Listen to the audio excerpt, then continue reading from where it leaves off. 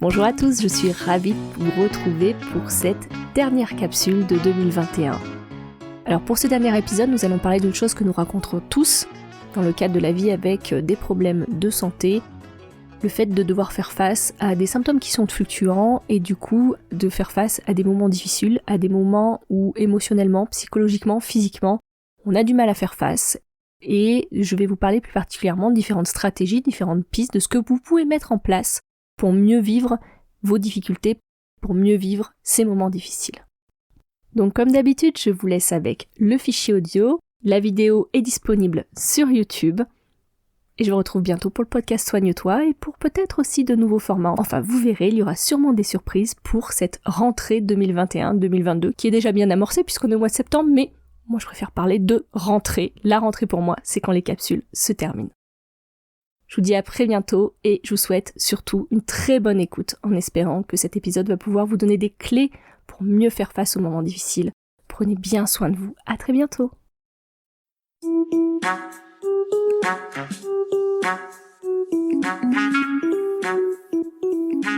Bonjour, je suis ravie de te retrouver pour cette dernière capsule déjà de l'été 2021. Enfin, été, on est vraiment sur la fin d'été. Aujourd'hui, j'ai envie de te parler d'un sujet qui est vraiment important, qui est une des plus grosses difficultés quand on vit avec une maladie chronique. Le fait qu'on vit avec des symptômes, le fait qu'on vit avec des limitations, le fait qu'on vit avec un état très très fluctuant et que quelquefois, on est complètement perdu face à ça. On est complètement dépuni, on ne sait pas forcément quoi mettre en place, on comprend pas forcément la logique de ce qui nous arrive. Et donc aujourd'hui, je vais te parler des stratégies à mettre en place dans les moments difficiles et de comment mieux faire face à ces moments difficiles. En tout cas, je vais essayer de te donner quelques conseils en ce sens pour mieux faire face à ces journées particulièrement compliquées. Alors oui, je pense que toi aussi tu le vis, ces journées où, en effet, sans crier gare, on a une poussée de symptômes, sans quelquefois même une logique vraiment derrière tout ça en fonction de la pathologie avec laquelle tu vis. Et c'est un peu le principe d'une maladie chronique et d'une maladie chronique d'autant plus qu'elle est invalidante, c'est de devoir tout le temps être dans cette flexibilité, dans cette adaptabilité de adapter sa vie à notre handicap, à nos difficultés, à nos limitations. Et face à ça, émotionnellement, on n'en parle pas souvent, mais c'est extrêmement difficile parce que on se projette, on prévoit des choses et tout tombe à l'eau au dernier moment. Et alors, il y a déjà cet aspect-là, mais il y a aussi l'aspect que physiquement, psychologiquement, c'est extrêmement difficile de vivre avec ça.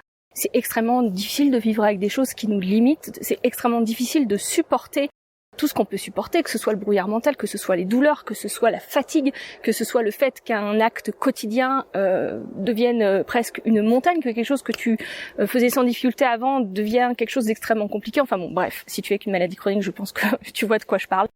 Et face à ça, face à ces situations, comme j'ai pu l'évoquer dans les premières capsules que j'ai faites cet été, donc je crois que c'est à partir de la capsule 9, si je me trompe pas, dans mes numéros, face à ça, souvent la stratégie qu'on va essayer d'avoir, c'est d'essayer de prendre du contrôle, c'est d'essayer de retrouver du contrôle, c'est d'essayer de comprendre ce qui nous arrive, et c'est une bonne stratégie, c'est une stratégie normale, c'est une stratégie logique de notre mental, sauf que là, le corps est pas toujours logique, et on est d'autant plus perdu, d'autant plus stressé, d'autant plus angoissé, ce qui va encore auto-alimenter ce stress-là, ce qui va encore perturber encore plus notre organisme qui est déjà complètement perdu, qui n'arrive pas à retrouver l'équilibre ce jour-là. Donc face à ça, le premier conseil que je pourrais te donner, en tout cas la première piste, après avoir avec toi si ça te parle ou pas, c'est déjà de te rappeler dans ce moment difficile que dans ce moment-là, ta seule option en fait, c'est d'accueillir ce qui arrive. Je te renvoie à la capsule que j'ai faite sur l'acceptation. Et c'est de voir comment tu peux te soutenir. Alors je sais, tu vas me dire, ah oui, mais dans ce cas-là, ma situation va jamais changer si je fais que me soutenir. Détrompe-toi, parce que quelquefois, la problématique qu'on peut rencontrer, c'est que du coup, comme on résiste tellement à cette situation, à cette douleur, à cette fatigue, à tout ce que tu peux avoir comme symptômes, en fait, on va essayer de forcer. Et plus tu essayes de forcer, plus ton corps va s'épuiser, plus ton cerveau va finalement être en mode stress, défense, panique, menace, plus tu vas redéclencher finalement cette alarme de « il y a un problème ». plus tu vas essayer de recontrôler. Et comme je t'ai déjà parlé dans plein d'autres vidéos, en fait, tu vas entretenir un espèce de cercle vicieux qui va faire que ton corps ne va jamais se reposer, que ton corps ne va jamais activer assez longtemps le système nerveux parasympathique, ou en tout cas assez efficacement pour que tu puisses récupérer. Et tu vas finalement augmenter de plus en plus le temps où les symptômes vont être forts, et tu vas augmenter de plus en plus de temps l'hypervigilance en toi à tes symptômes, et le fait que ton corps va déclencher l'alarme très rapidement. Et ça va de plus en plus créer ce qu'on appelle la dérégulation du système nerveux autonome. C'est-à-dire ton système nerveux autonome n'arrivera plus très bien à maintenir l'équilibre. Bien sûr, tu ne le fais pas exprès. C'est logique quand on est dans cette situation d'essayer de reprendre le contrôle et d'essayer de comprendre ce qui nous arrive, et c'est bien. Mais mon premier conseil, c'est que dans le moment difficile, quand vraiment tu as une poussée de symptômes très forts, soutiens-toi. Ne cherche pas à comprendre. Ne cherche pas à aller surfer à droite à gauche. Soutiens-toi. Après, quand tu seras sorti de cette crise, alors je sais que pour certains la crise dure très longtemps, mais en tout cas quand ça sera un peu plus léger, et ça c'est aussi un apprentissage à avoir de quand tu dois te reposer et quand tu peux être actif, quand les symptômes seront un peu plus légers, là tu penseras à une stratégie à plus long terme. Mais là dans le moment difficile, la première chose c'est de te soutenir et de voir comment tu peux te soutenir pour justement apaiser ta physiologie et permettre à ton corps de retrouver plus facilement l'équilibre.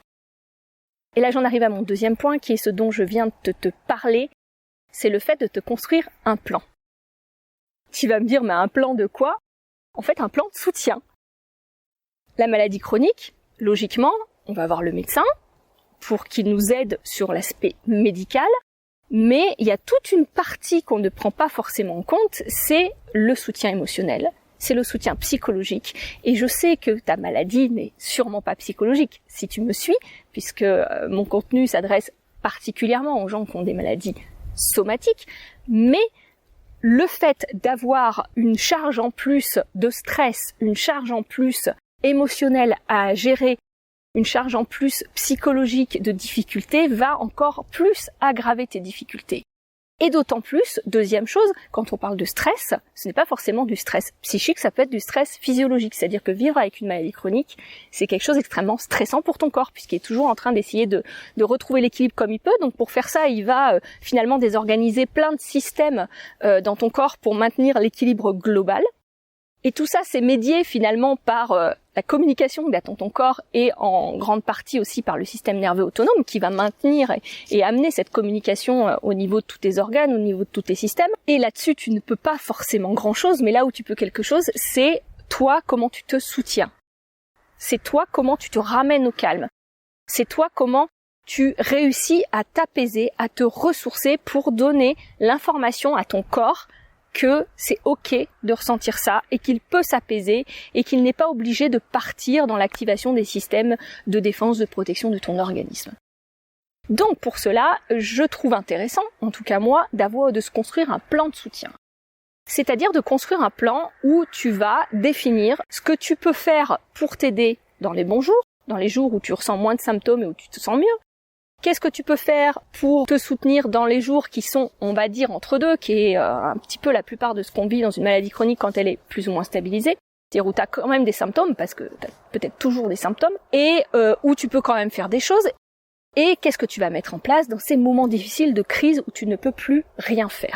Pourquoi c'est important de le définir ? Parce que quand tu vas être dans le moment de la crise, quand tu vas être dans le moment difficile, quand tu vas être dans le moment où les symptômes vont être tellement forts que tu ne peux plus rien faire, si tu n'as pas prévu avant ce que tu vas mettre en place pour te soutenir ce jour-là, si tu ne l'as pas écrit quelque part, en fait, tu vas te laisser dicter par tes pensées qui sont des pensées, je dirais de défense, mais presque de protection. C'est-à-dire ton corps sent une menace et il te balance plein de pensées pour retrouver le contrôle. Et tu vas peut-être pas faire des choix qui vont être aidants. C'est-à-dire que tu vas te rajouter une couche de stress de dire comment je vais faire ci, comment je vais faire ça. Et aujourd'hui j'avais prévu de faire ça, et je peux pas supporter ça, et quel médecin je peux aller voir, etc., etc. Enfin, tout ce brouhaha mental qui va t'éloigner de plus en plus du fait que tu vas te reposer. Et pour ça, je te renvoie sur le podcast 1 et 2 de Soigne-toi où je parlais de cet aspect-là, du repos qui n'était pas récupérateur. Alors que si tu as anticipé ces moments difficiles et si tu as défini qu'est-ce qui me soutient dans ces moments-là, est-ce que c'est d'être seul? Est-ce que c'est d'appeler quelqu'un parce que j'ai besoin qu'on m'aide pour peut-être s'occuper des enfants, aller chercher les enfants à l'école? Si tu as déjà défini tout ce que tu peux mettre en place et si tu en as déjà parlé à ton entourage aussi en leur disant voilà, quand je suis dans ces moments-là, j'ai pas envie de tout réexpliquer, je suis pas en capacité de réexpliquer ce que je vis, se donner un code finalement, un code rouge pour dire là, j'ai besoin de vous. Là, aujourd'hui ça va pas et pour leur déléguer toutes les tâches et pour qu'ils sachent que ce jour-là, c'est un jour où vous devez vous reposer, c'est un jour où il ne faut pas vous déranger, c'est un jour où, en fonction de ce qui vous fait du bien dans ces moments difficiles. Déjà le définir. Pour le plan qui est finalement le plan intermédiaire des jours moyens ou le plan des bons jours, j'aurais tendance à vous dire le plan des bons jours, définissez des activités qui vous ressourcent, qui vous font du bien en accord avec vos valeurs, c'est-à-dire les jours où vous vous sentez mieux, n'allez pas courir à faire toutes les corvées que vous n'avez pas pu faire parce que vous ne sentiez pas bien, parce que vous allez vite redescendre votre niveau d'énergie très rapidement parce que ces activités ne vont pas vous ressourcer. Alors on est d'accord qu'il faut les faire, ces corvées, si on vit seul, que si on n'a pas la possibilité, il faut bien se nourrir, il faut bien se préparer les repas, etc., etc. Mais ce que je veux dire, c'est prévoyez plein d'activités ressources qui vous font du bien quand vous avez un petit peu plus d'énergie. Et dans les moments d'entre-deux, j'aurais tendance à vous conseiller de profiter, si on peut parler ainsi, de ces moments-là pour construire la confiance que vous avez en vous, pour construire la confiance dans le fait que votre corps sait gérer ça, va gérer ça, et pour finalement apprendre avec votre physiologie, dans ces moments d'entre-deux, à s'apaiser par elle-même, c'est-à-dire à commencer à activer la physiologie du stress et que vous puissiez le ramener au calme. Alors ça, comment faire ça? C'est très différent en fonction de chacun. Je vous mettrai dans les notes de l'épisode, tous les épisodes où j'ai parlé de ça, de comment se ressourcer, augmenter la fenêtre de tolérance, etc., etc. C'est vraiment le bon moment finalement parce que on se dit j'ai des symptômes donc je ne vais pas faire, mais justement c'est un bon moment pour apprendre à votre corps que c'est ok de faire sans déclencher les systèmes de stress, tout en restant bien sûr dans vos capacités, tout en ne vous aggravant pas, mais neuroplastiquement parlant, ça va permettre, et pareil pour la neuroplasticité, je te mettrai dans les notes de l'épisode de tous les articles où j'ai parlé de la neuroplasticité pour que tu comprennes pourquoi c'est important et en quoi le cerveau peut t'aider à ce niveau-là, pour apprendre à ton cerveau finalement par lui-même à autoréguler cette gestion du stress, cette régulation qui se fait moins bien puisque ton corps est toujours dans un stress physiologique. Troisième chose qui est vraiment très très important, c'est d'avoir une stratégie qui est flexible. C'est-à-dire de ne pas te dire quand je vais bien, je fais ça, ça me fait toujours du bien. Alors bien sûr je t'ai dit de faire un plan d'action, mais dans ce plan d'action, dans ce petit plan que tu t'es écrit, de prévoir plein d'activités différentes et de faire en fonction de ce que tu sens ce jour-là. Parce que si tu définis des choses très très fixes, la problématique, c'est que tu oublies souvent de partir de là où tu en es ce jour-là. Parce que peut-être un jour, de faire telle activité, ça va te faire du bien, d'aller voir tes amis, ça va te faire du bien, ça va te ressourcer. Et puis peut-être un autre jour, même si c'est un jour où tu te sens bien, c'est un jour où tu auras envie de calme, de douceur, et où tu n'auras pas forcément envie d'être stimulé, de voir beaucoup de monde. Et ça, il faut le prendre en compte. Parce que ce qui est important, en tout cas quand on parle de la régulation du système nerveux et comment se régule le système nerveux sympathique et parasympathique, ce qui est important, ce n'est pas tant l'activité que tu fais, c'est de prendre en compte où en est ton système nerveux à ce moment-là et où tu en es à ce moment-là pour faire cette activité. Parce que si on part par exemple sur la théorie des cuillères, je pense que tu la connais si tu vis avec une maladie chronique, le fait de définir le matin combien tu as de cuillères disponibles d'énergie et de définir chaque activité, finalement faire un repas ça me prend 4 cuillères, ranger la maison ça m'en prend 5, faire les courses ça m'en prend 6, et dans la journée j'en ai 12, donc comment je répartis tout ça, etc., etc. Cette théorie elle est très très bien. Mais si tu ne pars pas de comment tu te sens ce jour-là et comment tu te sens surtout, même pas ce jour-là, mais dans l'instant, comment tu te sens au niveau de ton système nerveux, est-ce que c'est un jour où tu te sens plutôt tendu? Est-ce que c'est un jour où tu te sens, alors moi je parle du bord de la fenêtre de tolérance, mais où tu sens que tu pourrais être déclenché très rapidement par n'importe quoi et vite sentir le stress te dépasser? À ce moment-là, tu as beau définir que peut-être ton enveloppe énergétique est ok ce jour-là, si tu fais quelque chose, tu risques de te aggraver parce que tu vas le faire avec l'énergie du système nerveux sympathique, par une énergie qui ne va pas se renouveler finalement correctement au niveau cellulaire. Bon, je vais pas rentrer dans les détails, mais rappelle-toi que il est tout aussi important de choisir ces activités, mais de choisir surtout comment tu fais tes activités. Et de presque te demander le consentement, de te dire est-ce que c'est ok aujourd'hui en fonction de comment je me sens, et de prendre ce consentement non pas sur ah mais j'ai peur parce que la dernière fois ça avait fait ça puis ça m'avait fait ça, mais sur vraiment on en revient toujours à la même chose et on en revient à ce que je te dis tout le temps sur podcast, t'écouter, apprendre à te connaître, apprendre à t'écouter dans l'instant et à définir ce qui est bon pour toi. Bon, je sais, finalement, là, je pars un peu dans tous les sens parce qu'en fait, il y aurait tellement de choses à dire. Il faudrait même en faire un livre de comment on peut se soutenir dans les moments difficiles et quelles stratégies mettre en œuvre pour que justement ces moments difficiles soient moins difficiles.